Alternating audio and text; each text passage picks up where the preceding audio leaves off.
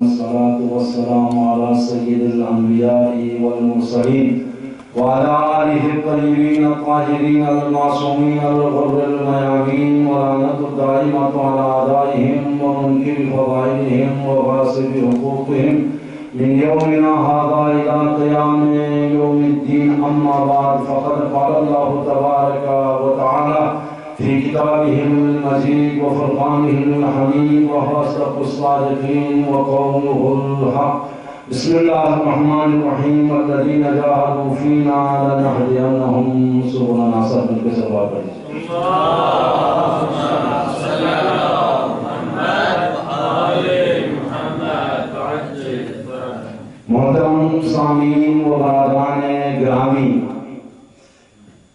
مختصر سی گفتگو، موضوع بہت ہی عظیم موضوع ہے، لیکن میں جہاں تک سمجھتا ہوں برادران سے شکوہ سمجھے جو کچھ بھی سمجھے، جب کبھی بھی میرا اپنا ذاتی اعتقاد یہ ہے کہ جب کبھی بھی اس قسم کے جلسات منعقد کریں تو اس انداز میں منعقد کریں کہ آنے والوں کی بھی حوصلہ افزائی ہو جائے، جو یہاں پہ موجود تھے ان برادران کی بھی حوصلہ افزائی ہو جائے.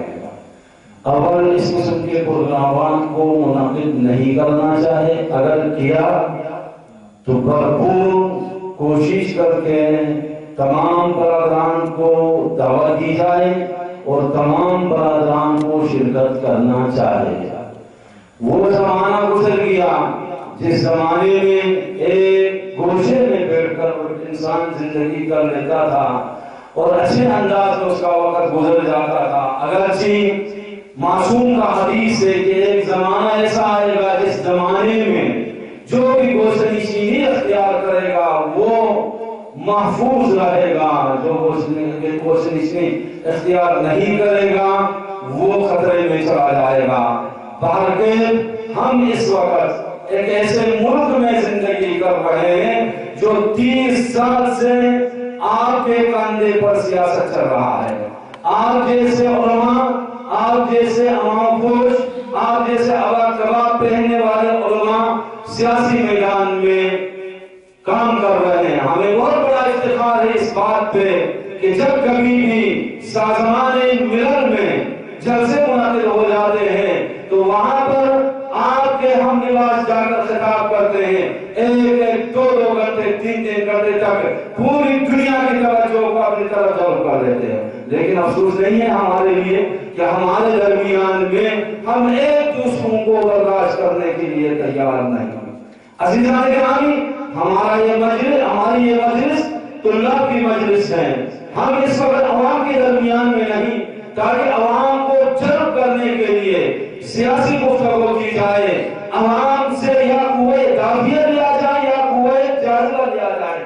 نہیں، ہم تو طلاب کے درمیان میں ہیں. جب طلاب کے درمیان میں ہیں تو سب سے پہلے ہمارے لیے ضروری ہے کہ ہم اپنے آپ کو علوم آل محمد سے جس طرح مزین کرنا چاہے اسی انداز میں کوشش کر کے علوم آل محمد سے اپنے آپ کو آراستہ کریں. اور اسی طرح ایک سیاسی ملک میں رہ رہے ہیں، ایک سیاسی میدان آپ کو دیا ہوا ہے، تو سیاسی حوالے سے بھی اپنے آپ کو آراستہ کریں تاکہ کل جا کر، جیسا کہ آج آپ دیکھ رہے ہیں پاکستان کے اندر کسی زمانے میں ہم سے اپنے جزئی طور پر گوشہ کنارے کے طور پر شیعان حیدر کرار کام کر رہے تھے، لیکن آج مکمل طور پر چاہے جس حزب سے بھی ہو، جس پارٹی سے بھی ہو، وہ میدان میں اتر آ چکے ہیں، وہ بھی آپ کے لباس والے میدان میں والے ہو چکے ہیں. تو یہ آپ کی ذمہ داری بنتی ہے، طلاب کی ذمہ داری بنتی ہے. سب سے پہلے اپنے آپ کو بنائیں، اس کے بعد میدان میں جا کر کام کریں تاکہ قوم سمجھے. دیکھیں پاکستان جب سے بنا ہے، پاکستان بننے سے پہلے پہلے کی تاریخ کو دیکھو، پاکستان بننے کے بعد والی تاریخ کو دیکھو. پاکستان بننے سے پہلے محمد علی جناح قائد اعظم کی قیادت میں مسلم لیگ تشکیل دیا گیا اور جس کا نام لیاقت علی خان جیسے افراد تھے. ان کا تعلق آپ کے مذہب کے ساتھ تھا، آپ کے فکر کے ساتھ تھا، آپ کے عقیدے کے ساتھ تھا. آج وہ مسلم لیگ جس کی قیادت ہمارے لوگ کر رہے تھے، شیعان حیدر کرار کر رہے تھے، آج کس کے ہاتھ میں چڑھا ہوا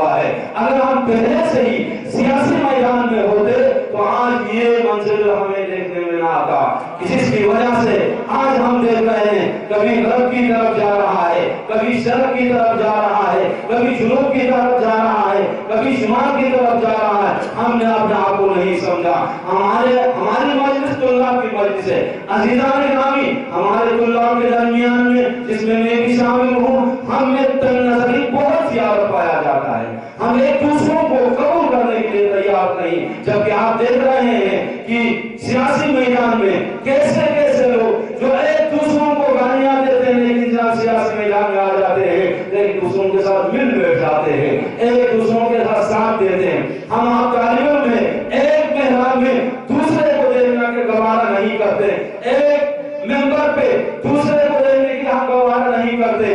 آپ دیکھ رہے ہیں طلاب کے درمیان میں جب عوام کے درمیان میں جب جاتے ہیں تو نہ پنجابیت کا مسئلہ ہے، نہ سندھیت کا مسئلہ ہے، نہ بلدیت کا مسئلہ ہے، نہ پٹھانوں کا مسئلہ، کسی کا کوئی مسئلہ نہیں۔ لیکن جب طلاب کے درمیان میں آ جاتے ہیں تو پتہ چلتا ہے یہ پنجابی ہے، یہ سندھی ہے، یہ پٹھان ہے، یہ بلدی ہے، یہ گلگتی ہے، یہ کشمیری ہے۔ عزیزان گرامی، میں 25 سال سے تبلیغات پہ جا رہا ہوں، اتنا تجربہ مجھے حاصل ہوا ہے۔ وہ سرزمین، جس سرزمین کا اندر میرا اپنا اعتقاد یہ تھا، اگر سندھ کے درمیان میں، سندھ کے اندر صحیح معنوں میں جس انداز میں کام کرنا چاہے تھا ہمارے طلاب، ہمارے علماء کو اگر اس انداز میں کام کرتے تو میرا اپنا یہ ناقص اعتقاد یہ تھا پاکستان کا شیعوں کا سب سے بڑا صوبہ سندھ تھا۔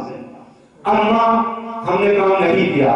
دوسرے نمبر پہ جائیں آپ کشمیر کی طرف، کشمیر میں اس وقت 14 لاکھ کی آبادی صرف سالات کی ہے، اور 14 لاکھ کی آبادی میں صرف 30% شیعہ ہے، باقی سب کے سب کوئی دیوبندی بنا ہوا ہے، کوئی حنیف بنا ہوا ہے، کوئی کچھ بنا ہوا ہے، کوئی کچھ بنا ہوا ہے۔ یہ کس کی کوتاہیاں ہیں؟ یہ ہماری کوتاہیاں ہیں۔ جب روزوں میں آتے ہیں تو ایک دوسروں سے 10 کا غریبان لیتے ہیں، جب 10 کا غریبان لیتے ہیں تو جب روزوں سے باہر جاتے ہیں تو وہ اسرار کو ساتھ لے کے جاتے ہیں، ہم لوگ وہ اسرار چھوڑ کے نہیں جاتے، جس کی وجہ سے آج دشمن ہمارے اوپر روز بروز غالب ہوتا جا رہا ہے۔ وہ ملک جس کو شیعوں نے بنایا تھا، وہ ملک جس کے بارے میں شیعوں نے قربانی دی تھی، آج پاکستان کی کون سی قوم ہے جس کے خالص شیعہ فوجی 80% سے لے کر 85% تک ہو؟ صرف آپ کے ہیں۔ شمالی ارکترا کی چچری فوج ہے، آپ دیکھیں وہاں سے 80 سے لے کر 85% تک شیعہ لے کر علی علی کہنے والے ہیں، جیسا کہ آپ ہمیشہ شاہد رہتے ہیں۔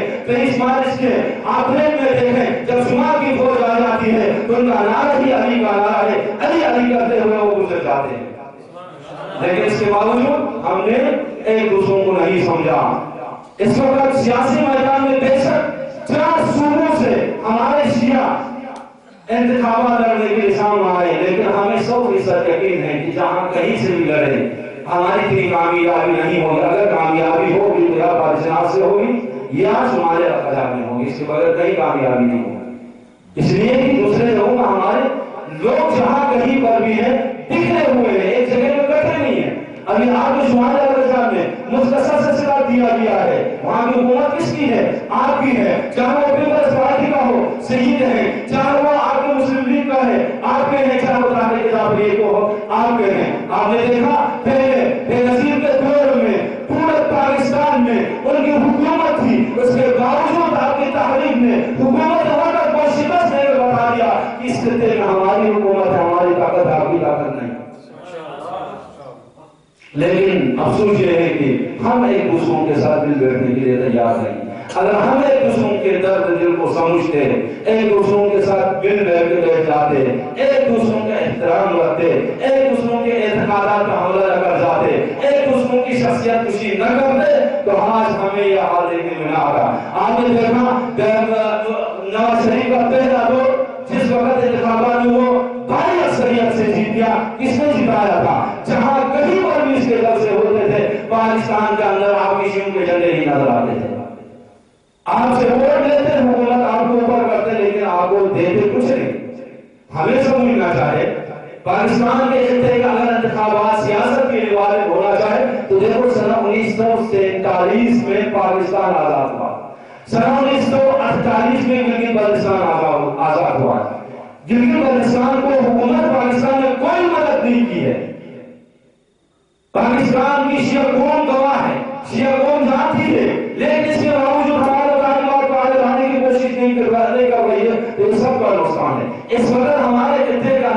حکومت ہماری ہے، لیکن اگر پورے صوبائی حکومت کیا جائے تو یہ مسئلہ صرف ہم تک نہیں ہوگا، آپ تک پہنچ جائیں گے۔ اس لیے کہ پارلیمنٹ میں خالی سیاست ہمارے جتنے سے وارد ہو سکتے ہیں، کسی اور جتنے سے وارد نہیں ہو سکتے۔ سینٹ میں آپ ہمارے جتنے سے وارد ہو سکتے، کسی اور جتنے سے وارد نہیں ہو سکتے۔ آپ نے دیکھا کہ اس وقت شمالی علاقات کے اندر سنہ 1948 میں یہ ہمارے شمالی علاقات کے طلاب کی کمزوری سمجھے، انہیں چاہے کہ یوم آزادی کی بلوچستان کو رسمی طور پر منائیں، لیکن ہماری کمزوری ہے، ہم اہمیت نہیں دیتے، جس کی وجہ سے اچانک ایک مرتبہ زمین سے جاتے ہیں تو نعرہ لگاتے ہیں ہم بھی سیاسی ہیں، ہم بھی سیاسی۔ اس طرح سیاست نہیں چلایا کرتے ہیں۔ سیاست کے لیے کئی سال قربانی دینی پڑتی ہے، 20-30 سال کے بعد جا کے ایک مرتبہ کو حکومت مل جاتی ہے۔ عزیزان گرامی، سنہ 1948 میں نواب مظفر علی صاحب نے 48 میں 47 میں پاکستان آزاد ہوا، 48 میں آپ نے پاکستان کے اندر کراچی کے اندر کانفرنس سراسری شاہ پاکستان تشکیل دے دیا، اس نے اپنے وجود کا ثبوت دے دیا۔ اس کے بعد مفتی کفایت مفتی جعفر حسین صاحب نے سنہ 1939 میں جناب شیعہ مطالبات کے نام حقوق کے نام سے شیعہ حقوق کے نام سے تشکیل دے دیا، اور اس کے بعد جا کر سنہ 1960 میں سید محمد دہلوی صاحب نے اس کام کو انجام دے دیا۔ اس کے بعد چلتے چلتے سنہ 1977 میں ضیاء الحق کی حکومت آئی، نظام مصطفیٰ کے نام پہ جب یہ آئے حکومت کرنے لگے، آپ کے اہداف کو پامال کرنے لگے، آپ کے حقوق کو چھیننے لگے، تو شیعہ قوم جاگ گئی۔ مفتی کفایت مفتی جعفر حسین صاحب کی قیادت میں پورے اسلام آباد کو جام کر دیا، تب جا کے انہوں نے ہمارے مطالبات کو منظور کر دیا۔ اے کاش اس زمانے میں اسی سیاست کے اعلان کرتے تھے تو آج ہم کسی اور منزل پہ پہنچے، وہاں سے کہیں چلے آئے۔ اس کے بعد سنہ 1983 میں مفتی جعفر حسین صاحب دنیا سے چلے گئے، جانے پر علامہ عارف حسین حسینی